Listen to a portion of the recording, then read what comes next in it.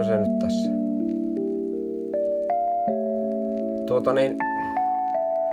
Siis oikeasti, eihän kukaan oo tämmönen. Siis tää on ihan sairasta hommaa. Kuka ihminen ei oo tämmönen. Ja nyt pitäisi positiivisena tässä olla, kun mä oon ite elänyt sen ajan, kun meillä oli asiat paremmin. Oli opintotuet, ei ollut kynytystä. Ja nyt sitten pitäisikö tämmöisellä meiningillä mennä sitruunanaamalla eteenpäin, niinkö? Ei pysty oikeasti. Ihan, siis, tää on sairasta hommaa. Tajuatteko te?